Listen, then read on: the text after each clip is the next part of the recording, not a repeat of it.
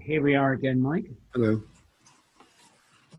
And in our last talk, we talked about your work at Lambda, collateral damage, and doing another production of Black Dahlia at Yale, where James Elroy came to see it.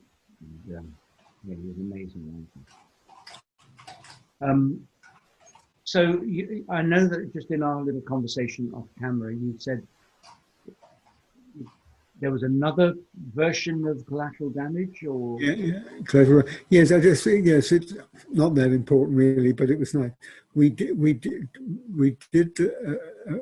our showings of that project, and because it went so well, the school decided to do it again later in the year. So we slightly tidied up the set, but with the same students, and we rehearsed it, and that was very nice. It was even better, you know. So it did have a couple of showings, and there it is. And so where next? well, sort of almost sort of simultaneously with this, I'd been invited by Mark at the end of Cymbeline, I think, to do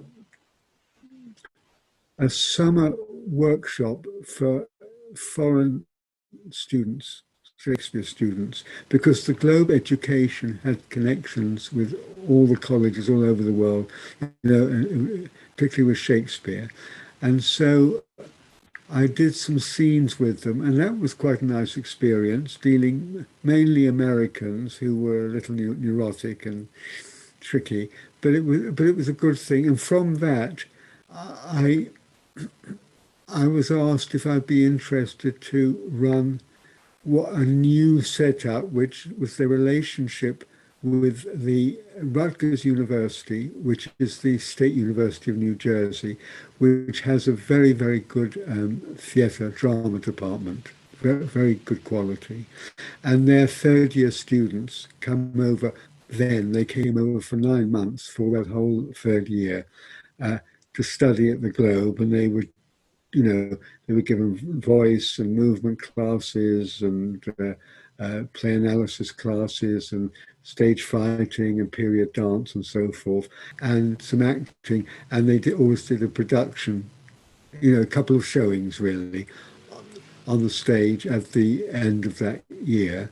And they'd already halfway through one, and I came in and did a workshop on Richard the Third with a few of them, and got on very well with the woman, Barbara Marchant, who ran this organized part of this thing. She'd set it up, and we've become close friends ever since that.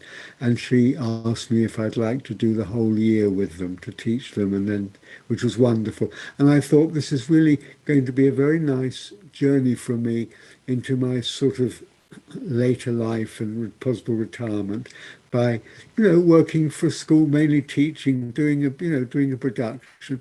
That seemed very healthy for me, and it seemed to fulfill whatever ambitions I had then.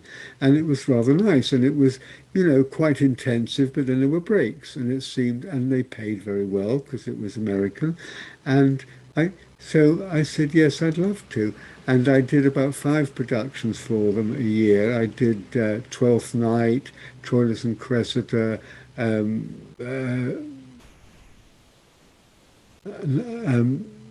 Winter's Tale, Cymbeline again, and oh, what's the Benedict and Beatrice? Much ado about nothing. I did Much Ado. Just should remember because okay. So over those 5 years, I did those, and and I also decided because I didn't want it to be all about a production on the stage. We do one production on the stage, and then we do one performance in the rehearsal room. So it was more intimate, and you could really see the actors working, and it was nice. Now the work was, good. The students were interesting, and I have to say, in these days of diversity, even way back then in the early 2000s, their classes were wonderfully diverse.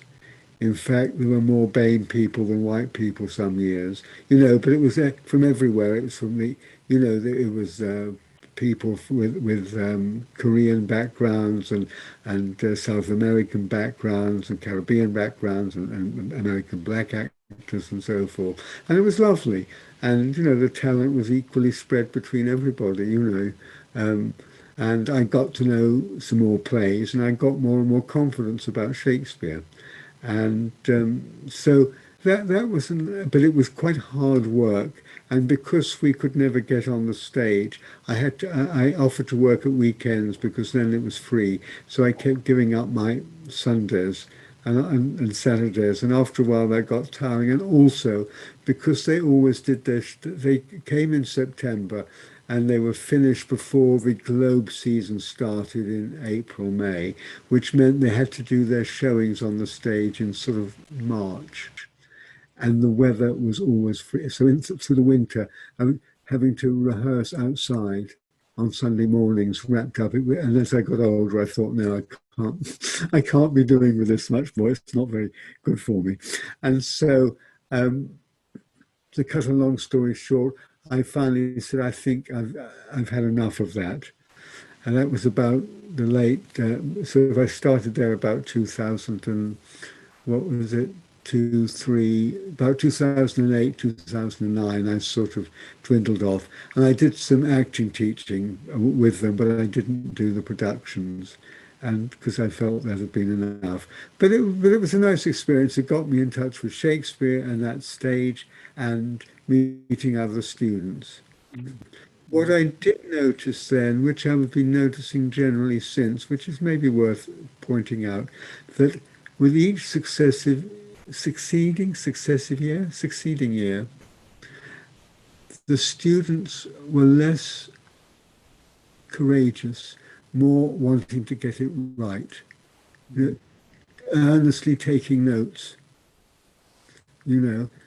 and whenever I set up an improvisation or an exercise, they were always trained to second guess what I wanted rather than exploring. It was and I thought that's very different, unless I'm romanticizing the part, from those years way back at Lambda in the 60s and onwards with my own shared experience company, when the actors were so daring and tried things out.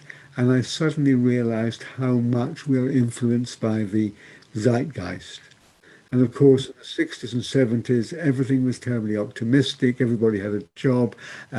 We challenged authority, and people could have the money and time to go off and leave alternate lives, and set up hippie communes and so forth. It was and we were going to solve things, and we were challenging authority, and we were moving more into a conformist, threatened, global warming, H-bomb, terrorism, financial pressures, and so forth, global, financial catastrophes, and less and less work, even before the coronavirus. All these things were sitting there, and you felt that the actors their inner core was very much shrunk because they were worried about getting jobs, being safe, and you didn't feel adventurous. And that was very sad, and that is going on now even more so, I think.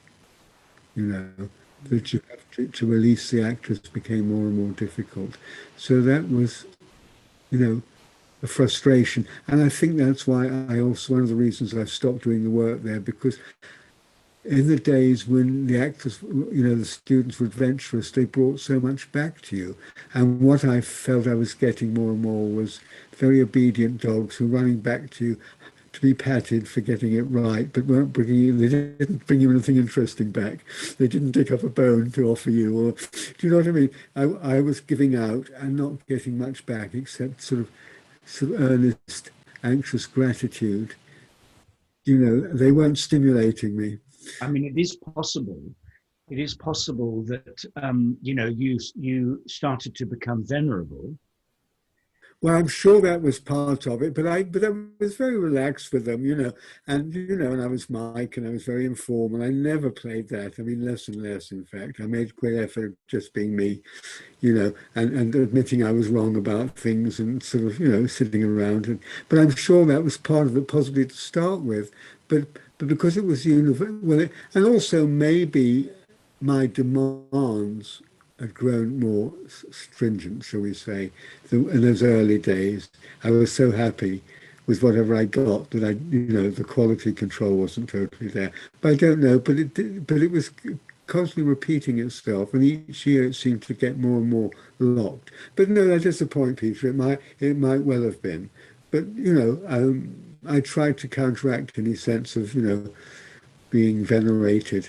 I liked it when people enjoyed it. But what was lovely that I used to get often 2 or 3 years later, 6 months later, I'd get an email from a student I'd forgotten saying, "Oh, Mike, I've been thinking about you so much because I was doing such and such the other day and I suddenly understood what you were doing. Thank you so much." And I felt that was one of the nicest rewards. And it also sort of reinforce my theory is that you need time with actors because it takes time for people to absorb. And when I work with an actor, I have no idea where they're coming from, what they already know, what their framework is, what their prejudice is, what their fears and anxieties are. I do it on trust. And everybody is totally different and listens to your words differently. And it was nice to know that over time, that were released. And that happened more times, enough times to make it a valid situation. It happened in other places as well, but it was quite noticeable for that. Oh, and you were the teacher that really opened up things for me, and I do want to thank you. So, one's ego likes those things, because we all need, affirmation and reaffirmation, don't we? We can be very idealistic, but ultimately it's very nice to get sort of pats on the head and hugs and so forth. So anyway, so that really that covered a few years, but parallel with this, I was doing some things abroad. I think even Dulwich overlapped with it slightly, and Yale did as well. But the big overlap was in 2004, when I hit my 70th birthday. I did a production for the RSC. Now, I don't know whether this needs a separate session or not. It's up to you. Do you want it to have a separate session?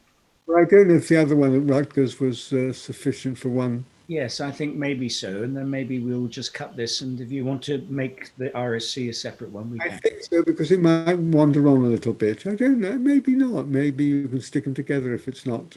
Okay.